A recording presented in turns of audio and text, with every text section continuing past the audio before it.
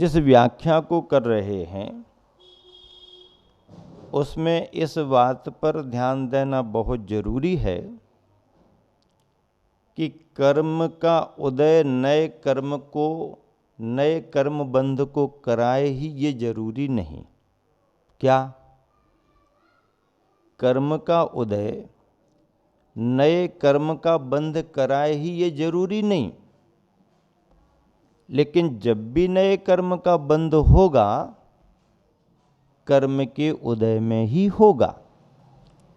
क्रोध कर्म का उदय जब आएगा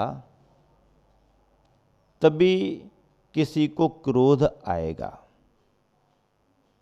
किसी को क्रोध आ रहा है तो इसका मतलब ही है कि उसके अंदर अभी क्रोध कर्म का उदय चल रहा है। 100% पक्का है। यदि कोई क्रोध कर रहा है, लड़ाई झगड़ा कर रहा है, क्लेश कलह कर रहा है, विवाद कर रहा है, तो इसका मतलब है उसके अंदर उस तरह के कर्म का उदय चल ही रहा है। लेकिन कर्म का उदय आया है तो व्यक्ति को क्रोध आदि करना ही पड़ेगा, ऐसी अनिवार्यता नहीं है। ऐसी अनिवार्यता यदि कर दी जाए तो आचार्य महाराज कह रहे हैं फिर कभी संसार का अंत ही नहीं होगा, क्योंकि कर्मों का उदय तो जीव को निरंतर चलता रहता है। आचार्य श्री ने इस पर 4 पंक्तियां लिखी हैं निजानुभव शतक में, मुझे बार बार याद आती हैं। तूने किया विगत में कुछ पुण्य पाप, किस सभी ने, तूने किया विगत में कुछ पुण्य पाप जो आ रहा उदय में स्वयमेव आपो, जो आ रहा उदय में स्वयमेव आपो। हमने कुछ किया वो उदय में अपने आप आएगा समय पा करके। लेकिन आचार्य श्री आगे क्या कहते हैं, होगा न बंध तब लो जब लो न राग। उस कर्म के उदय में तुम्हारे को अगले कर्म का बंध तब तक नहीं होगा जब तक कि तुम उस कर्म के उदय में राग द्वेष ना करो।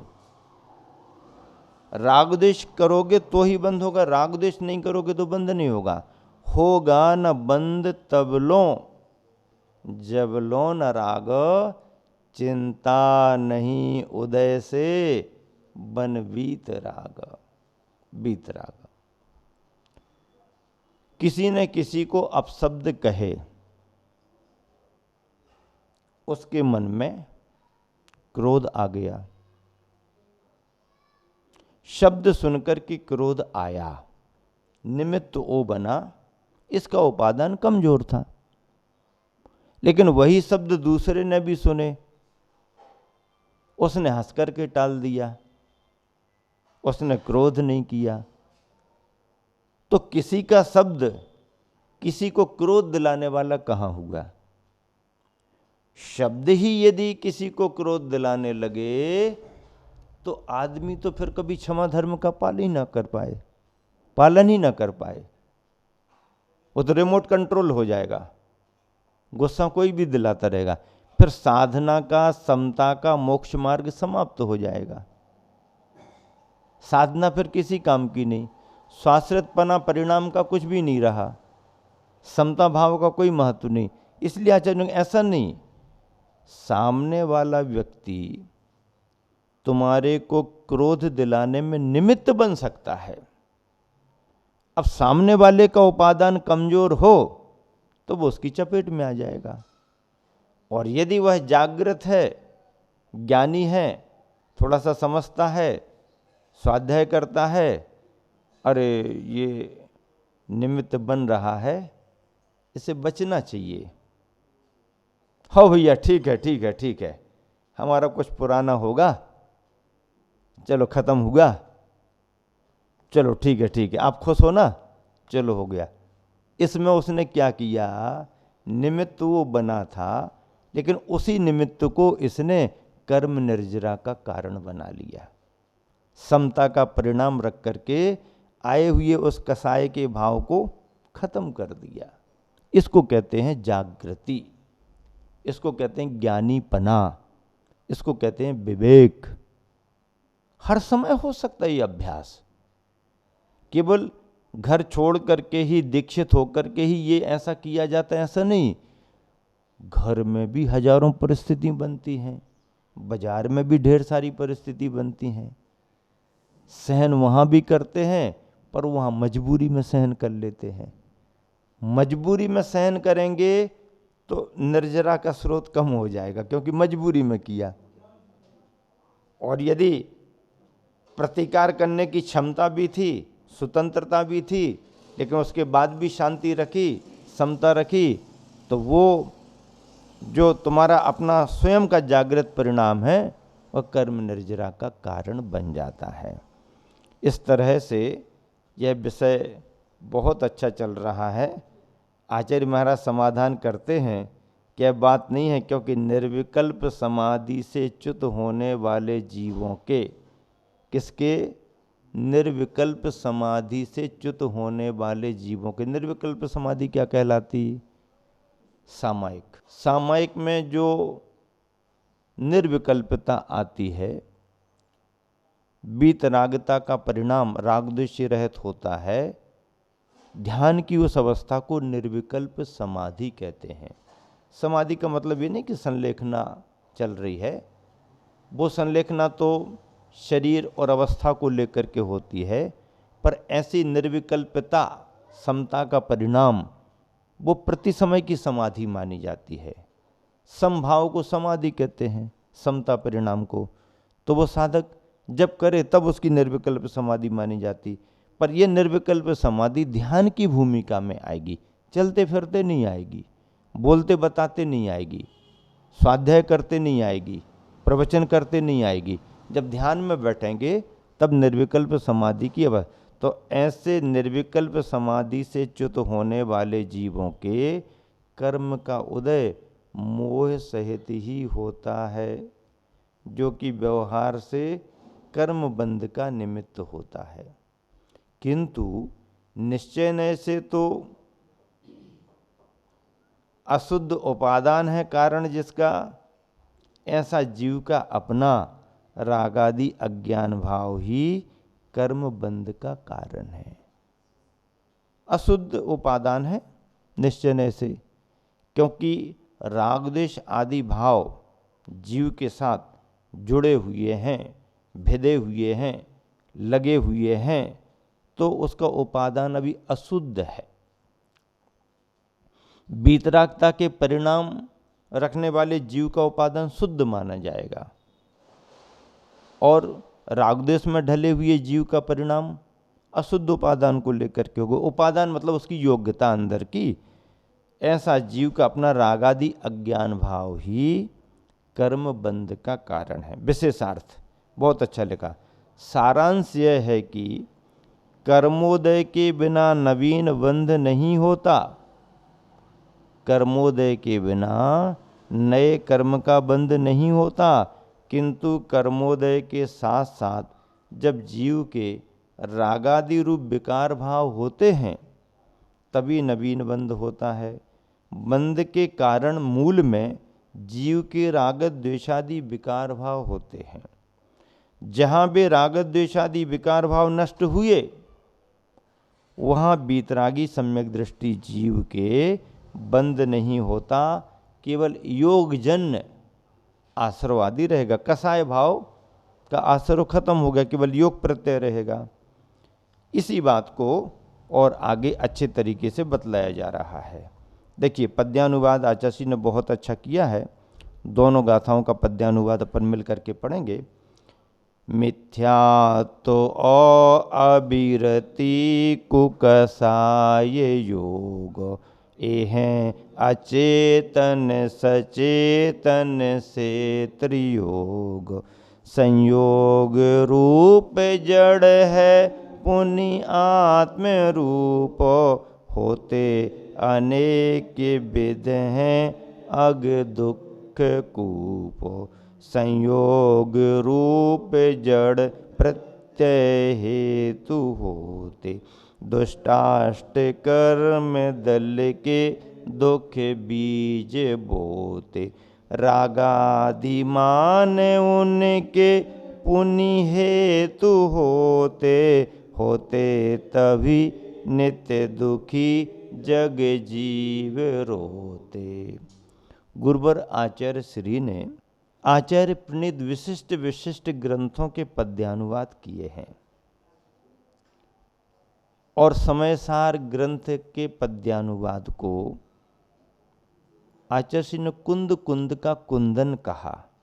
क्या कहा? क्या कहा? कुंद कुंद का कुंदन कहा। कुंदन किसे कहते हैं? सोने की एक विशिष्ट अवस्था को, स्वर्ण की एक विशिष्ट अवस्था को कुंदन कहते हैं। तो अध्यात्म के ग्रंथों में आचार्य प्रणीत कुंद कुंद स्वामी का समय सार जो है वह आचार्य श्री की नज़र में कुंद कुंद का कुंदन है, कुंद कुंद का कुंदन है।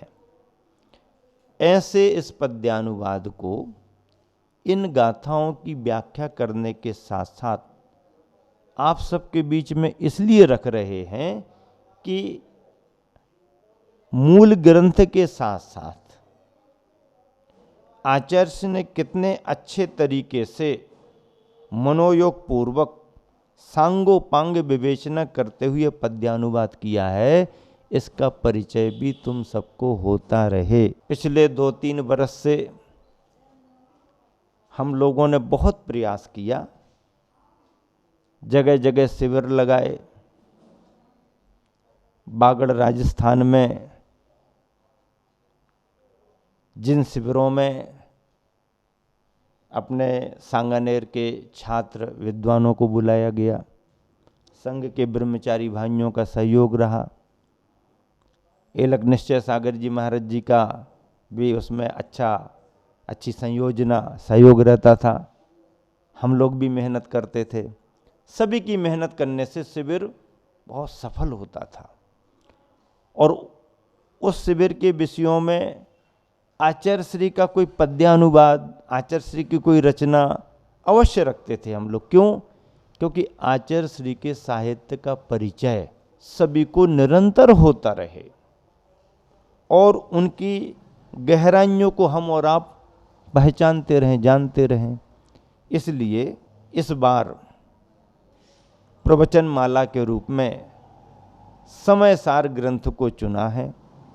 समयसार ग्रंथ तो बहुत बड़ा है, इतना सुनाना और इतना सुनना समय किसके पास है। तो एक किताब तैयार कर ली। इस पुस्तिका में 140 गाथाएं। कितनी गाथाएं हैं? 140। 140 गाथाएं होने से पढ़ने पढ़ाने में सुविधा हो जाती है, पढ़ने पढ़ाने में सुविधा हो जाती है। व्याख्या करते जाओ और सामने पुस्तक होने से मीनिंग, अर्थ, भावार्थ सबको मिलते जाते हैं, विशेष व्याख्या कर देते हैं। तो ऐसे इस समय सार में जो समय सार सार के नाम से पुस्तक तैयार की है, एक तरह से इस पुस्तिका को भी यदि कोई पढ़े तो वह अपने आप भी इस पुस्तिका से समय सार का सार ग्रहण कर सकता है। और यदि शिविर में स्वाध्याय कक्षा में बैठ जाए तो फिर तो कहना ही क्या है। आचार्य प्रवर कुंद कुंद स्वामी के समय सार ग्रंथ में वर्तमान में आश्रव अधिकार चल रहा है। विदिशा में खूब लोगों ने सुना, गढ़ी में भी सुना, अब रायसेन जिले की बमोरी में श्रावकों को सुनने का लाभ मिल रहा है। गुरुवर आचार्य श्री की कृपा से, छत्र छाया से हम लोग यहाँ बमोरी ग्राम के चंदा प्रभु जनालय में स्वाध्यायरत हैं, साधनारत हैं और समय की अनुकूलता से धर्म लाभ हमारा अच्छा चल रहा है। इस तरह से जो 2 गाथाओं का पद्यानुवाद गुरुवर आचार्य श्री ने किया, देखिए इसमें क्या आ रहा है। मिथ्यात्व और अविरति कुकसाय योग। मिथ्यात्व 1, अविरति 2, कसाय में कु लगा दिया तो कसाय तो कु है ही, कसाय और योग, ये चारों मिथ्यात्व जानते हैं। सच्ची श्रद्धा का नहीं होना मिथ्यात्व है। तत्व के बारे में यथार्थ श्रद्धा नहीं होना ये मिथ्यात्व है। विपरीतपना। अविरति किसे कहते हैं? असंयम को अविरति कहते हैं। अविरति किसे कहते हैं? असंयम को अविरति कहते हैं। कसाई क्या कहलाती हैं? जो जीव के परिणामों को कसती हैं, कष्टदायी बनाती हैं। कस्यते इति कसायः, कृषि विलेखने इति कसायः। हाँ, तो ये कसाय है। और योग, योग किसे कहते हैं? काय वांग मनः कर्म योगः, मन वचन काय की प्रवृत्ति को योग कहते हैं। ये हैं अचेतन सचेतन से त्रियोग। ये अचेतन और सचेतन से तीन योग वाले मनसा वाचा कर्मणा चलते हैं। ये मानसिक वाचनिक कायिक ये चलते रहते हैं। संयोग रूप जड़ है पुनि आत्म रूप, होते अनेक विध हैं अग दुख कूप। अग यानी पाप, दुख, कूप यानी उसका एक बड़ा भंडार कुआ। अनेक प्रकार के दुखों के, पाप रूप दुखों के कूप हैं। संयोग रूप जड़ प्रत्यय हेतु होते, दुष्टाष्ट कर्म दल के दुख बीज बोते। ये जो कर्म के जो प्रत्यय हैं, ज्ञानावरण आदि 8 कर्म या क्रोध मान माया लोभ आदि, ये द्रव्य प्रत्यय जो होते हैं, ये भाव प्रत्ययों को प्रेरित करते हैं। भाव प्रत्ययों से द्रव्य प्रत्यय आता रहता है। दुष्टाष्ट कर्म दल के दुख बीज बोते, और उन्हीं से दुष्ट 8 कर्मों के बीज बोते जाते हैं। रागादिमान उनके पुण्य हेतु होते, होते तभी नित दुखी जग जीव रोते। और इन कर्मों की चपेट में आकर के संसारी प्राणी संसार में दुख उठाता रहता है, दुख उठाता रहता है। कर्म से सारी दुनिया परेशान है। वर्तमान में जो देश और सारी दुनिया में प्रकृति का प्रकोप चल रहा है, धर्म ध्यान छूट रहे हैं गृहस्थों के, अभिषेक पूजा पाठ नहीं कर पा रहे हैं, त्यागी वृत्ति अपनी निर्वाध चर्या नहीं कर पा रहे हैं। स्वतंत्रता से जो उनकी चर्या होना चाहिए उसमें भी वह अपनी मर्यादाओं में रह करके सीमित कार्यों में लगे हुए हैं। धार्मिक रूप से संकट का समय है। ग्रस्तों की आजीविकाएं छिन्न भिन्न हो रही हैं। ऐसे समय में हम सभी विश्व में शांति की कामना करते हैं। सुखी रहें सब जीव जगत के, कोई कभी ना घबरावे, और यह प्रकृति का प्रकोप समाप्त हो, विश्व में शांति हो, सभी जीव सुखी हों, स्वस्थ हों, ऐसी भावना करते हैं। स्वाध्याय समय सार का चल रहा है, कर्मों का सिद्धांत है। इसे समझना और स्वीकारना बहुत जरूरी है। महावीर भगवान।